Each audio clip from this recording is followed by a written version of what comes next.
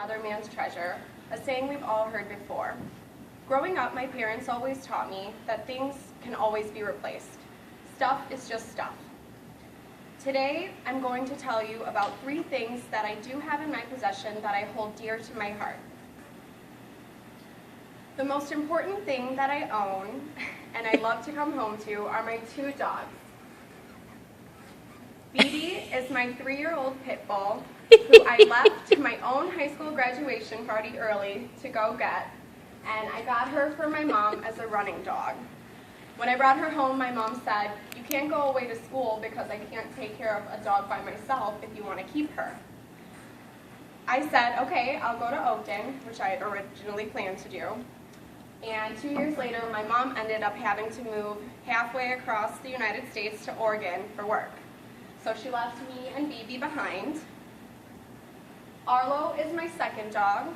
He is a 1-year-old Frenchton. My neighbors got him for their puppy to play with, but Arlo is a little bit too aggressive, so I said I would let him play with Phoebe and watch him for 3 days. Here we are, 7 to 8 months later, and he is a huge part of our family, and we are now one family unit. The second most important item that I have in my possession is this jewelry box. As you can see, it's falling apart, literally flaking off, to the point where if you graze it with your finger, crumbs will fall off of it. It's been in my family for over 30 years, and on it you can see there's a sticker of an elephant, and that was placed there by my mom when she was little.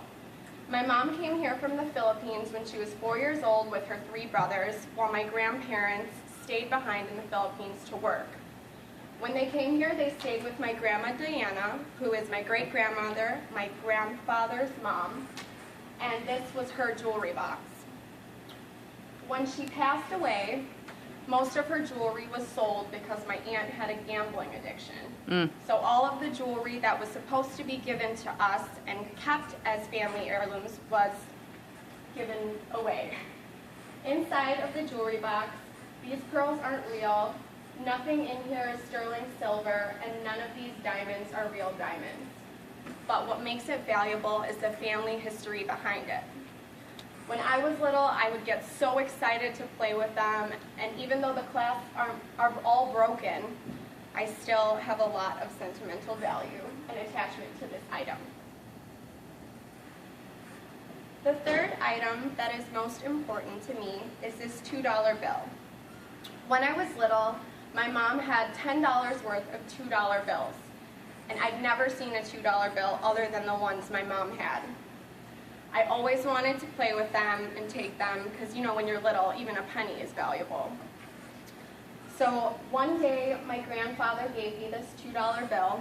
The grandfather, my great-grandma Diana's son, and he is my motivation and always gives me the best advice and one of my biggest role models. My grandfather is a great husband. He is my grandma's caretaker, and since my mom moved away, I also take care of my grandma. She is a stroke survivor. 11 years ago, she had a stroke that paralyzed her left side of her body, and she recently started dialysis. Since the stroke, it's just kind of been a downward spiral for her health, and the patience and the kindness and love that my grandfather shows is something I would like to take on myself and pass down to my children.